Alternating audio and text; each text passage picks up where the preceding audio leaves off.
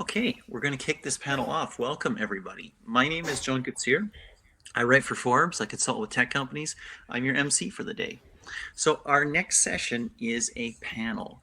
It is called Creating a Cohesive Brand from UX to Marketing and Beyond. It'll be about 45 minutes. Our moderator is Rochelle Hartigan, who's the Director of Branding and National Advertising at GE Lighting. We also have Imma Calvo, an industry director at apps at Google, who is the industry director for apps there. We also have Giulia Porter, VP of Marketing, RoboKiller at TelTech. That title requires some explanation, which maybe Giulia will give us a little later. And we have Arsen Pereymer, Managing Director at Healthify. Welcome all, and please kick it off, Rochelle. Thanks, John. Thanks for being here.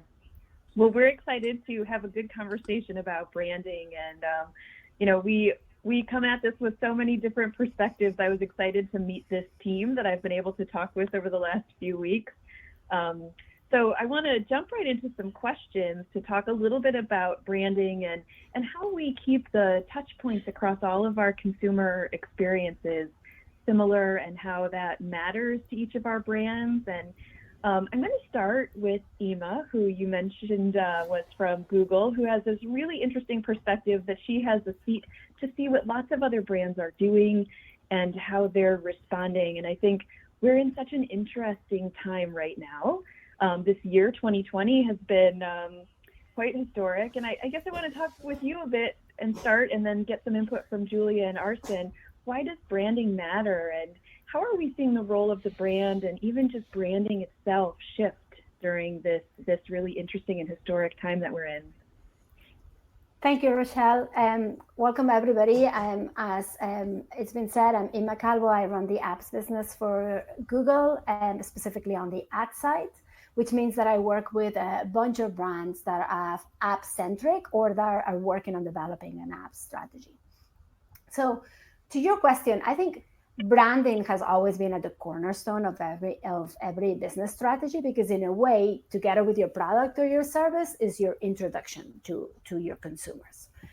And what we've seen in the last few months is that your brand strategy, and in particular your message, is being tested by your consumers in two ways. First of all, your users and consumers want to see whether you're being relevant. In a way, they want to see whether you get it. And secondly, they want to see whether you have the capacity to adapt and to pivot to meet their needs and meet the needs of the market. And we see this in a variety of ways. So for example, with COVID, we've seen an increase in mobile demand across a variety of industries. We already knew the critical role that mobile plays in branding, but this has been accentuated. And in 2019, I think it was Q4 2019, at Google, we ran some custom research, and we identified that your brand app is the #1 factor of the brand differentiation in the marketplace. Mm. And what's happening right now is that in this world of app centricity and mobile centricity, the expectations around how you're connecting with your consumers are much higher. Not only the consumer expectations are higher, but they're also different. So we know, for example, that consumers actually want you to speak to them about your brands at this moment in time. They want to know how you're being helpful in the current circumstances. We know that only about 15% of consumers don't want to hear from you as a brand at this moment in time. And not only do they want to hear from you, but also your message needs to be relevant and it needs to be at point. Many of us have stories about this, but we know that 1 in 3 consumers have started using a new brand or a new product as a result of how they've responded to the current crisis, how they've been innovative, how they've been cooperative about this. But if you get the message wrong in your brand strategy, that also can have very negative consequences. And we know that many of us, and in particular and specifically 1 in 3 consumers, have said that they've actively discouraged a family member or a friend from using a brand because of their responsiveness to the current pandemic. So it's key that the messaging that we're delivering within our brand is relevant, and that not only that, but you're able to pivot and adapt to the current circumstances. There's many brands that are getting this right at this moment in time. But if I could think about what are those that are doing it right doing, and what they're focusing on, I think it kind of falls on three things. For me, the first one is they're focusing on being helpful. Consumers want to hear from you how you're helping in this current circumstances. And we know that's about close to 80% of consumers have said that that's the case. The second thing is brands are focusing on how to connect people. And where it's relevant, and the sensitivities are high here, so this is rather tricky, but where it's relevant and where the context allow, brands are also focusing on being fun and adding some fun to the current situation. And last but not least, and arguably probably most importantly, brands are focusing on standing out from what we call this sea of sameness, right? Like, because consumers are getting really tired of the same messages over and over and over again. So as I said, there's many brands that I think are getting this right. I'm going to focus on two just because because I have more context on what they're doing at this moment in time. So the first one would be Headspace. And I think Headspace at its core, it's about helping the community. But what Headspace has experienced in the last few months is that they've noticed that users are finding the app as a way to finding relief from their anxiety in the current crisis. And Headspace, what they found that out, what they did is like, we have to do the right thing right now. Right? And instead of focusing on doing promotions and discounts on their products, what they did is they actually did things like they offered the platform for free to UK and US healthcare workers. And I think, if I'm not mistaken, in the last couple of weeks, they've also announced that they offered the platform for free to the unemployed on the US with no strings attached. And as a subscription service, one could argue that this is at odds with their commercial strategy. But I actually think that this will help them in their brand perception in the long run, and it will help their business. And at their core, they're staying true to who you are, and they're staying true to doing the right thing. Both Headspace and Snapchat, and arguably Spotify and other brands, have also been partnering in the last few months with government organizations to create a content strategy. And some of them, for example, Headspace, what they've done is that they've partnered with state government entities to develop microsites in those areas most affected by COVID. And Snapchat, what they did is that they partnered with organizations like the WHO or CDC to bring truthful and trustworthy information to Snap Discovery. So what they're doing is they're using that their platform, which is focused on connecting and creating a community, but they're finding a thoughtful purpose in the current times, and they're trying to be helpful. And if we zoom in a little bit on this idea of being entertaining and connecting people, Snapchat has also developed Snap Original Series directly connecting to COVID in the last couple of months. I think one of them is actually called Will at Home, which features Will Smith. I haven't seen it, I haven't watched it, so I can't spoil it, but I heard that it's really good. But I think ultimately what it is that branding has always been really important. It's cornerstone to any strategy. But right now, brands are finding ways to being relevant, being present, and being helpful, and they're pivoting their strategies to resonate better with what the market demands they are and what the users want.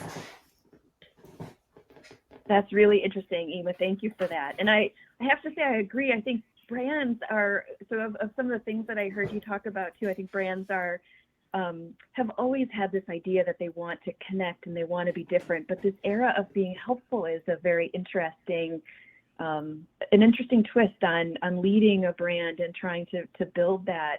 So I want to see if, Giulia, if you want to add to that a bit, and also as you were introduced by John, to take a moment to just explain your role a bit. And I know, yeah, I guess I have some explaining to do. Hi, everyone. I'm Giulia with a G, like the wedding singer. There's many layers to RoboKiller at TelTech. RoboKiller is a flagship product owned by TelTech, which is actually part of a larger division of IAC called the Mosaic Group. We represent the mobile division at Interactive Corp, who are part of major organizations like Match, Home Advisor, and a number of others. We were recently actually acquired by IAC back in October 2018. So grew to acquisition from 2017 to 2018 and have been a member of the Mosaic Group ever since, and it's been a great experience. But cool, yeah. So just on the topic of Imma's point on being helpful, right? I think when you think about the definition of brand, really just from a fundamental standpoint, the function of a brand strategy in its simplest form is to help people choose. And I think really what we're seeing right now is an interesting shift from helping people choose to just helping people. And I think that is the really kind of the key point that we can keep in mind during times of uncertainty and change. Yeah, I think previously, before kind of the world's moved to where it is today, really what we were seeing on the mobile side was just a lot more increased competition. For RoboKiller, sometimes that did mean increased customer acquisition costs and a number of other things. And the way of which we stood out was really focusing on having a different brand. And I think the definition of what a different brand is changing. And as Imma mentioned, where, it's less about how sexy your brand is, how different your brand is, and it's moving towards, how are you helping society for the common good? Yeah, that's interesting. This evolution is one to watch and really fascinating to be part of. So Arsen, you also come at it with a little bit different perspective. I think your brand, just by the name Healthify, right, sort of implicitly tells us that it's helpful and it's already in that space. Interested to hear your perspective on the importance of the brand and where you're focused right now on relevance and the current market. Well, sure, great.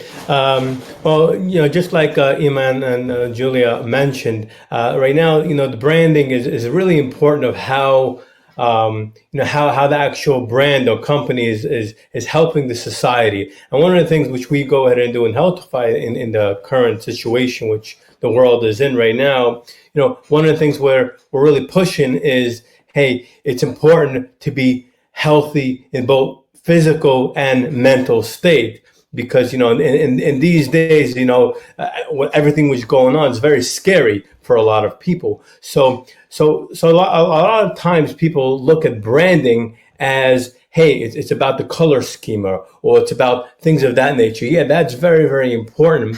But I think it's really, really important as well, and even more so in these times, to kind of almost like pivot and change the brand a little bit to how, like you were mentioning, how is the brand helping society and helping the world cope with this whole situation. That's one of the things which we're going ahead and doing. We kind of actually changed our message a little bit, right, as well.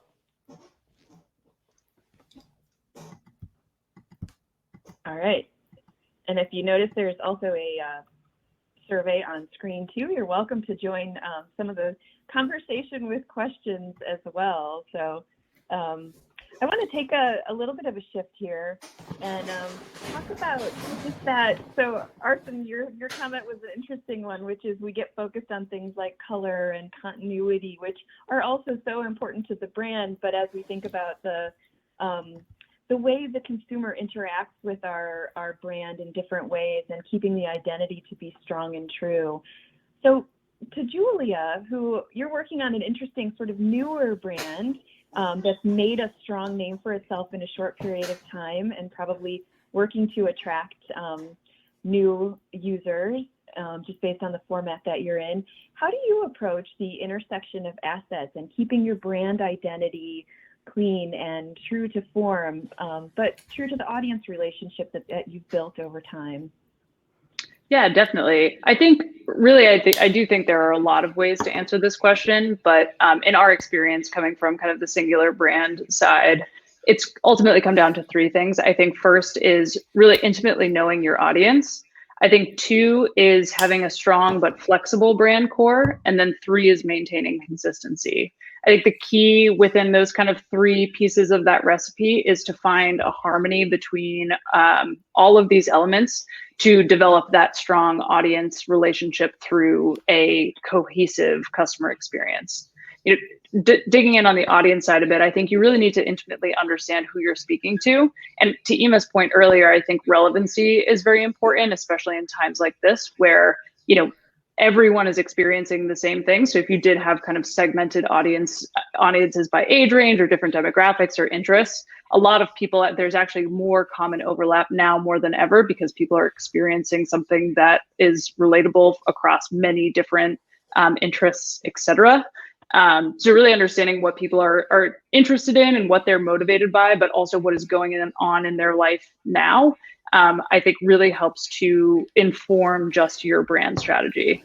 And I think just to that point too, I think what I'm trying to get at is you do need to go way beyond kind of one-dimensional demographic data to get to more of the psychological drivers of your audience and what they're really motivated by. In my experience, this really is the only way to create a brand that truly resonates and helps you stand out in that crowd and helps you actually develop a deep relationship with your customers.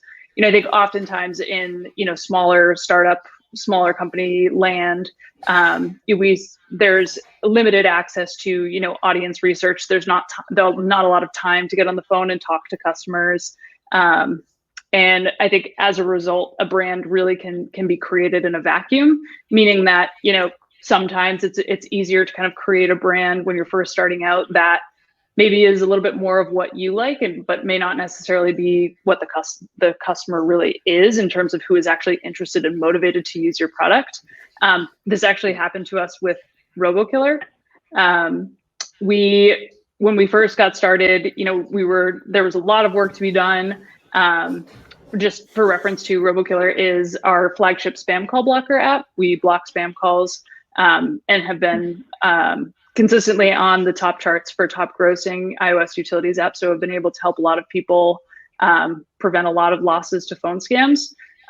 When RoboKiller first launched in 2017, we had built our brand really for the tech professional audience because that's who we were and it was easy for us. Until we came across audience data that showed us that our best performing audience segment was actually the age range of 65 plus. I think we had to really work super hard to accept that truth and understand that audience in order to appeal to them holistically and continue to kind of grow that for the purpose of the business. But over time, I think we were able to really kind of work through that through data, through, getting on the phone with these customers, reading their reviews, trying to really understand what they were motivated by, and also, making sure that we were finding that balance of resonating with them, but also making sure we were being true to, our core, our mission, our vision for the product. And we were able to find that balance just by, letting the data guide us a little bit and kind of accepting the truth of maybe our customer base isn't who we want it to be, at least to start. And I think from there, we've been able to be a little bit more flexible when we speak to various audiences. And I think that was good learnings for us. I think on my earlier point too, just on having a strong brand core, I think this may sound fluffy, but I really feel like the core, which really is defined as a mission statement, brand values, and your vision for making the world a better place. I think that last piece being so important.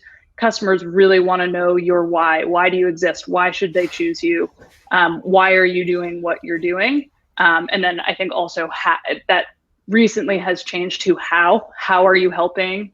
So I think that kind of also gets bucketed in there. But I think really what that means, I think the way that I look at brand is constructed like a human personality. You have an inner set of beliefs and aspirations. These beliefs inform how you express your identity, which is how you talk, what your brand looks like. And then what you do helps to inform customers and form an opinion about you on what's on the inside. So I think kind of that last piece, you can see how it kind of all relates.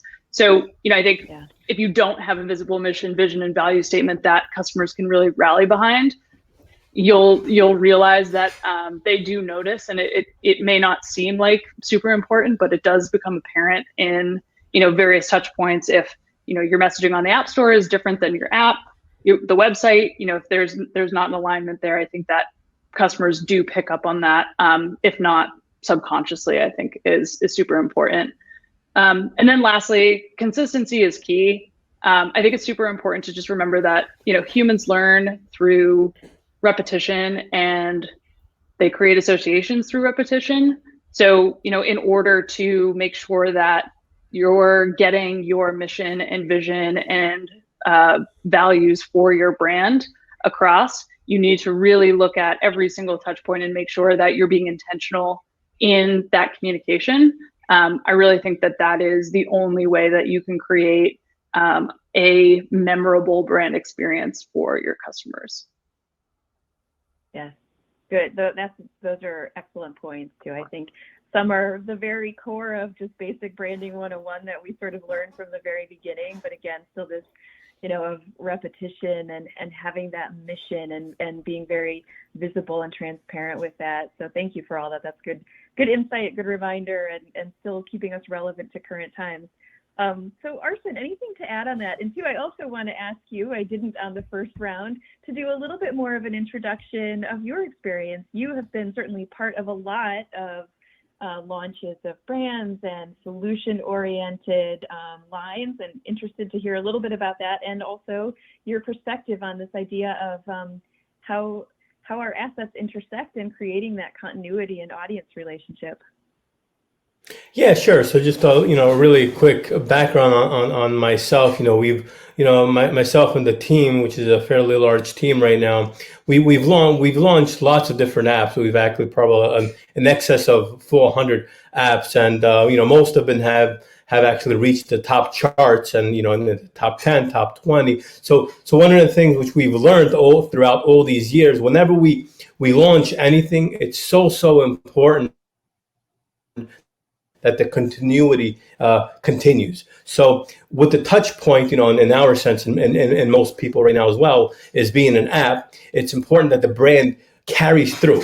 So it carries through not only from the app down to the website, if there is one, to the social channels, Instagram, YouTube, Facebook, Pinterest, and so forth. The brand, everything has to go and carry through. And I'm referring to not only with the relevant stuff such as the colors, the color schema, and so forth. I'm talking even more down to the level of the tone of the language. Okay, so as an example, one of the things which we go ahead and do very often is we have push notifications, which we send out in different apps for different cases.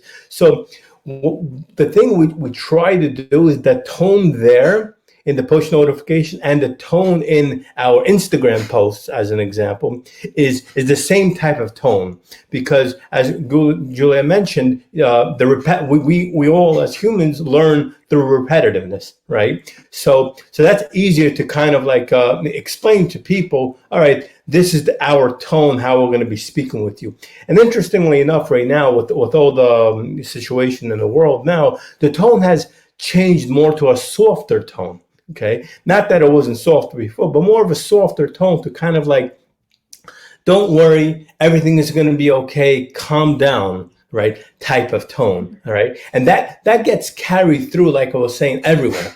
Even down to, we have a whole entire customer service section where when people have different issues of whatever type, we've kind of had to a little bit retrain our customer service agents to go ahead, follow a different tone over the past several months. And I think all that is very, very important to go ahead and do, especially with the different type of touch points that we have in the marketplaces right now. It's very important to build that loyalty, to know, hey, these guys are professional, right? It almost kind of makes it feel to the consumer, oh, wow, I'm actually speaking probably to the same person, but it's not the same person. It's kind of like everyone is following the standard of the way of speaking, the way of the tone, and the branding. That's how it all is cohesion and all together.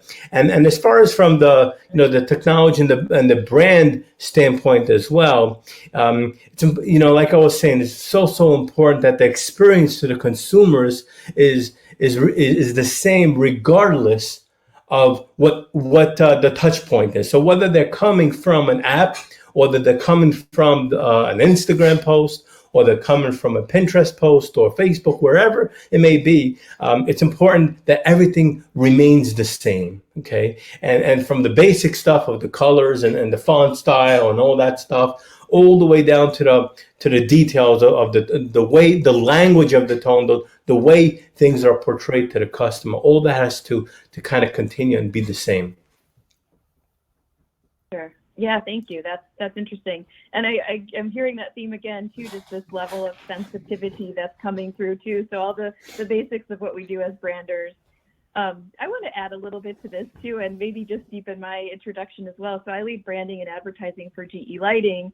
And so in a scenario like this, or in a group setting like this, where we're so focused on user experience and apps, so our brand comes at this with the hardline product first. So we really came to market over 100 years ago with a light bulb first, and apps are newer as part of our brand Touchpoints. So as we've moved into the connected and the smart home space, this is really the first time that we've created a user experience or a touchpoint that's through that app or digital space for the consumer to interact with us in that way. So we had more classic CPG sort of branding touch points, and this user experience of being part of the app is newer for our brand too. So I think that's been an interesting evolution for us and has generated some good conversation among this panel in some of our early dialogue as well.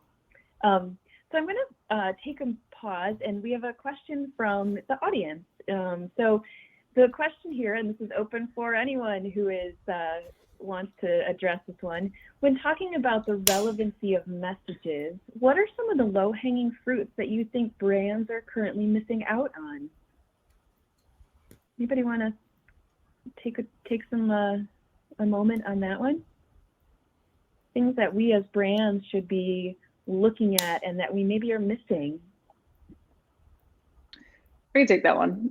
Yeah, I think one thing that with brand, it's very easy to think of brand as this kind of magical, scientific, fundamental process.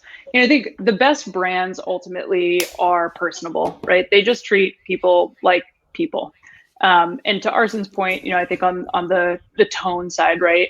I think just acknowledgement, I think is a really great place to start from a brand perspective. If you're feeling, your brand has not been active in just the current situation, just letting people know that you're there, you understand, and trying to inform them back to Imma's point on ways you're helping can really start to open up a conversation and really kind of be that starting point of relevancy, right? And you can go from there.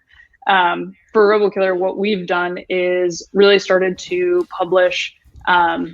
With COVID-19, we've seen a number of phone scams and tech scams related to COVID-19, PPE supplies, et cetera. And what we've done is build a lot of content strategy and resources for customers and people that do not use RoboKiller to be informed, educate themselves, protect themselves against scams. And we did just like Headspace. Actually, we're able to launch a text blocking app called TextKiller for free for all consumers. As a result of just that environment. But I think that started with that piece of acknowledgement, just understanding that, for us, for our customers, getting these phone scams during COVID-19 were incredibly scary for these people. Some of them were posing as contact tracers. And so, even just starting with, hey, we know it's super scary here. We're here for you. We understand. Here are some resources that you can use that other people that don't use this product can use, was really the tipping point. And we were able to kind of dig deeper into, how we could help people now as a result of that jumping point. Yeah, and that's interesting.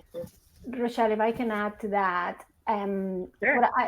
And also like connecting to your previous question to Giulia around new audiences and this sense of cohesiveness. I think one of the things that many brands are experiencing right now is that they're finding an influx of new users because the consumer journey has changed, right?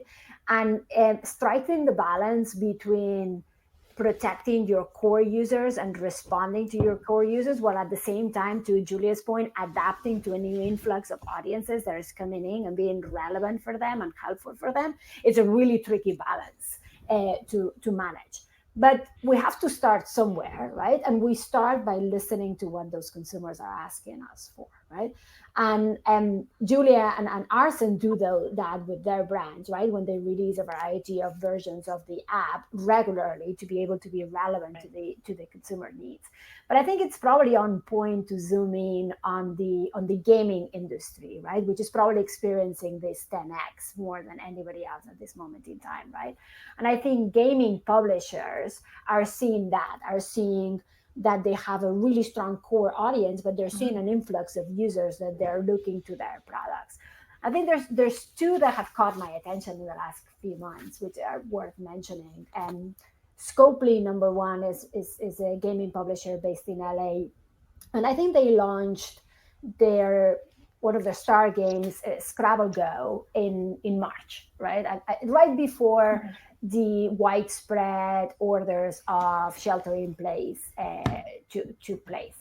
And what they noticed really earlier on is that they saw a new influx of downloads from people that what they were looking for in the game, or the features that they were looking for in the game, was this idea of connectivity, right? How do I use the platform, the game, to connect with my friends and family? And what they did is listen to that new audience. And as a result of that, they pivoted their PR and their influencing strategy to really index much more on this concept of friends and family and less on the competitive factors of the game, right? And to Arsen's point earlier, they softened the tone to really relate to the new audience, while at the same time maintaining the relationship with their core. I think another gaming publisher that, in my opinion, is doing this rather well is Jam City. They're also a gaming publisher based in LA. And what they saw is this, with new and existing users, they saw this search for, or this gravitation towards escapism, almost like the nostalgia that people were looking to immerse themselves in characters that were bringing nostalgia to them, like being Harry Potter or Disney Frozen or whatever, right? Or Disney Emoji Blitz. Sure. And then what they did is they adjusted their product, first of all, the gamings and the storytelling in it to be softer, to Arsen's point, but also from a marketing standpoint, they pivoted their marketing messaging, still staying very core on brand, to Giulia's message earlier, consistency of brand, still staying very core on brand. They pivoted the message to be less promotional of competition and much more around collaboration and cooperation in the game. And I think it worked out. And lastly, what I know that they did is very early on COVID, they survey their users, their core users, and they ask them how you're feeling right now and what do you expect from the games? What do you want to see? What would you need, right? And I think that really worked for them. And it's this idea, I think, when we're thinking about low-hanging fruits from a branding standpoint, we should think about the easiest is around connecting on an ongoing basis with your users and being responsive to what they need in the different stages of the journey and in the different times, especially on these very unprecedented times. Sure. Yeah, good. Thank you for that, Imma. That's interesting. I'm going to jump to one more conversation point for us, and I'm going to start with you, Arsen, because you've been part of so many different startups and so many app launches, but creating cohesion across touchpoints can be one of the really big keys to brand identity. And we've talked a bit about brand identity, about personality, about adaptability, but wanted to see if you have some examples of successful brand identity programs that you've been part of or that you've seen in the market that you admire. Yeah, sure. Well, as you mentioned, my background and successes have really been all about apps. So everything which we've been always doing has always been about app first, mobile first. Okay. But interestingly enough, a lot of times when we start out with that, it's very easy, right? But then it becomes kind of hard because we say, oh, well, you know what? This app now needs, a social channel, a YouTube channel and so forth. So we need to go and take that and carry the let's call it the brand, which was already created in the app sense, okay, and move that over to all the other touch points, because otherwise the users get very confused, right? Okay, they get very, very much confused with okay, hey, is this a different company? Is it the same company, and so forth? And as the points I was mentioning before, the tones have to be the same as well. Another very interesting concept is the messaging. So the different type of messaging from the sales side, like going ahead, like getting them to go and download an app if we're going to go and use some sort of social campaign, to the point of customer service as well. Okay, so that has to kind of be the same. And one of the things which we've noticed is customer service can come from everywhere. Okay, can come from your Facebook Messenger, can come from your Instagram DM pages, can come from your Zendesk and so forth. So that tone has to carry through everywhere, and it's very, very important that experience is all the same exactly, right? How you all started, especially as mentioned, we always go and start from mobile first. So carrying it through is so important. And that kind of like builds that brand identity. Say, hey, wow, this app, this company is all the same. It's all uniform. It's all unified. And that's what's so important. Now, in these times which we go ahead and live in right now, one of the things which we've experienced a lot is kind of giving users more. Okay, and kind of supporting. I think that became extremely important these days. So what before we may have, let's say charged for, okay, and a lot of brands I'm seeing more and more doing this. We're right now giving more free information, okay, and free features. Let's go ahead and call them. All right, and that kind of also builds upon the brand as well, because when the world is outside of this situation, or get out of this situation, the customer will have brought more integrity and loyalty to their brand, okay? And that's what's really, really important, on that side. Now, from the technology point of view, okay, and just in general, how everything all links all together, the customer kind of shouldn't really care of all the back end stuff which is getting done. The customer messaging should all be the same, so the experience, okay, is the same wherever they go, whether they go on a mobile device or whether they go on the desktop. The experience is the same all the way down. And again, I know I kind of drove this point further. The tone, the language tone is so important. And then especially right now in the global economy we live in, the tone kind of has to even get carried through to a foreign language as well. So in other words, if your customers are outside of the US, that tone has to be carried over there as well. So the brand all, keeps the same and you all unify.